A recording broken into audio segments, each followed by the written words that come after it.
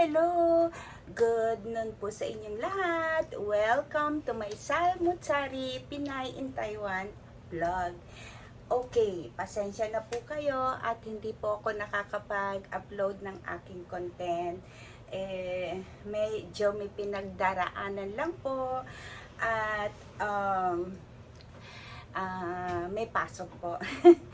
Okay, pero tignan nyo, may pinagdaraanan pero hindi naman pumapayat. Okay, so ang aking mga mata is medyo mugto-mugto pa po, pero okay lang yan. Laban lang po sa mga pinagdaraanan natin sa buhay. Ika nga, lahat naman ng tao may dumarating na dagok talaga sa buhay ng tao. Pero, siyempre, nandiyan po si Lord.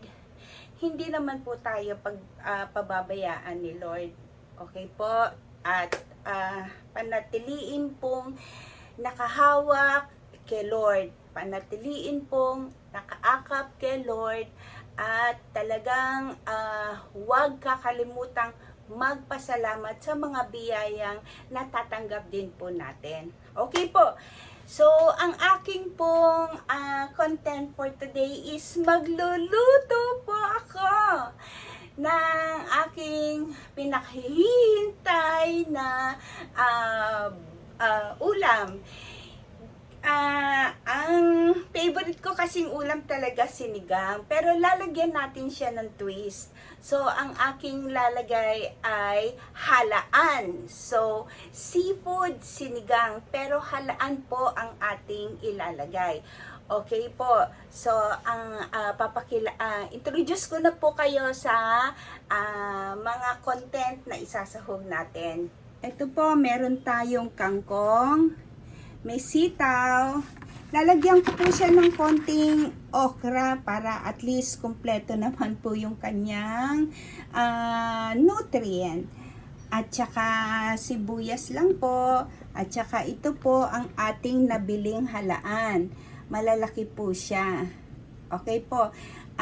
Madali lang naman po ito kasi lahat yan is pagsasama-samahin. Opo, huli lang po natin yung halaan kasi madali talagang maluto yan. Okay po? So, simulan na po natin ang pagluluto. Ito po, magpapakulo po tayo ng pangsabaw natin. Pero po, ilalagay ko na po ang kanyang sibuyas. Yan po, hintayin po natin siyang kumulo. And then, tsaka po natin ilalagay yung mga gulay. Siyempre, kasi mahilig po talaga akong sa maanghang. Pero po, kung may mga kids po kayo sa bahay, huwag nyo na lang po lagyan na maanghang. So, hintayin po natin siyang kumulo. Ito po, nakulo na po siya. Hindi pa naman mainit. Okay, so lagay po natin ng ating sitaw.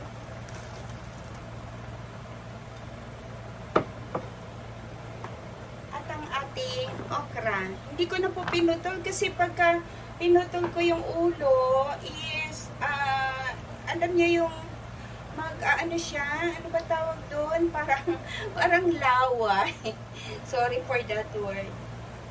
Tapos lagyan na po natin siya ng kung yung iba nilalagay yung mga nor cubes, ang aking mga cubes, ang aking nilalagay po is yung chicken powder.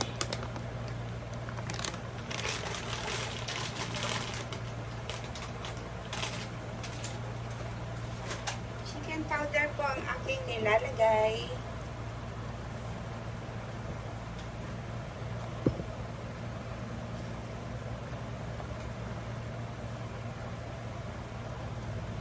Maglagay na rin po tayo ng konting asin kasi mamaya ilagay natin yung patis.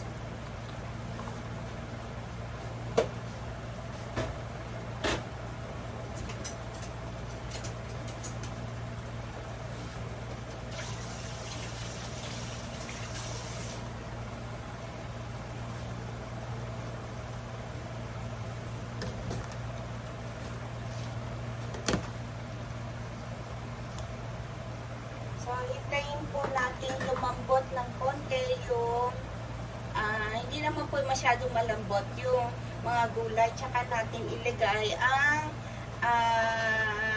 kangkong.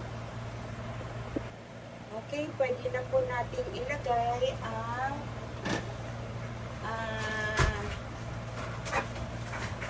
kangkong. Sana magkasya.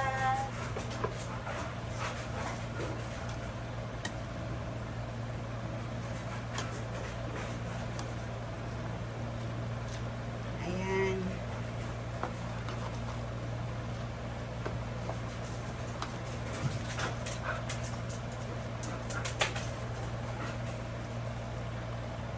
Dahil mahilig nga po ako sa sili, sa maanghang, medyo hiniwa-hiwa ko po yung anghang niya. Wala naman pong bata dito eh. Yung labuyo, hiniwa-hiwa ko.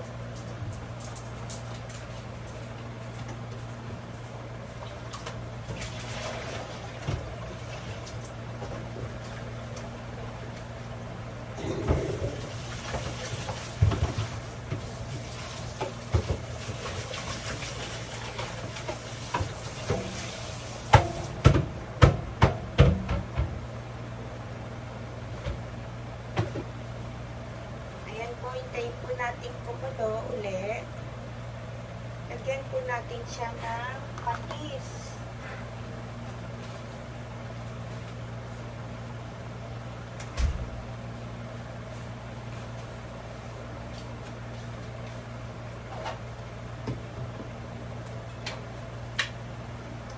Ang gamit ko po is Thailand patis. Wala po akong nabili na yung sa Vietnam.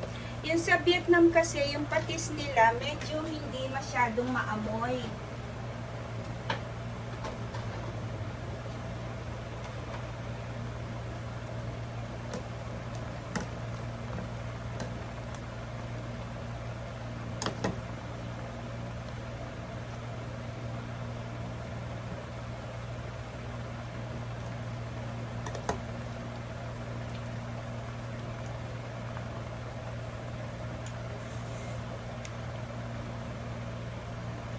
Tama na po. Kulang pa po ng konti yung alat niya.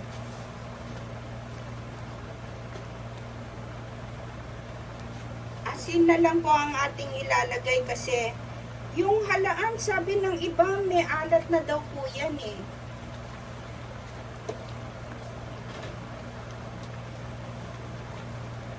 Tignan natin itong okra kung malambot na siya.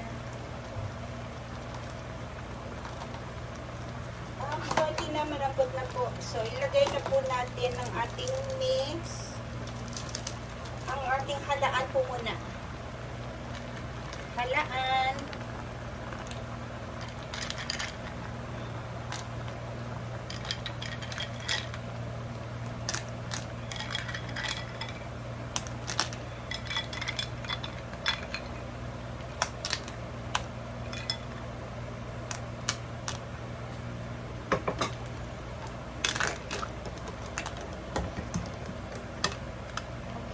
Ilalim po natin. Kasi luto na po yung mga gulay. Saglit na saglit lang talaga maluto ang sinigang.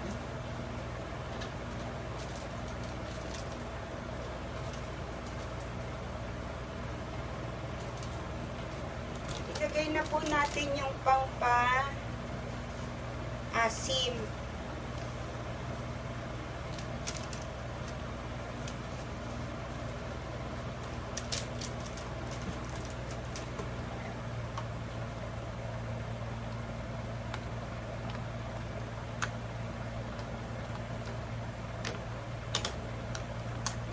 Hintayin po natin siyang maluto yung nilagay nating halaan. Ayan po, nakulo na siya. Saglit lang po yan kasi halaan mabilis namang maluto. Luto na nga po naka-open na po ang halaan. So, we're going to plate it. Hello po! Tapos na po akong magluto ng sinigang halaan. So, ang sarap niya. Natikman ko na po siya yung kanyang asim. Tamang-tama po. So, gawin niyo na po to para maiba naman po ang ating mga niluluto. Maraming salamat po sa kanilang lahat. I hope na nagustuhan niyo po ang aking content for today. Maraming salamat po and God bless us all. Thank you po mga ka-brothers, mga ka-sisters, mga ka-sisi. Okay po, maraming salamat po. I love you all.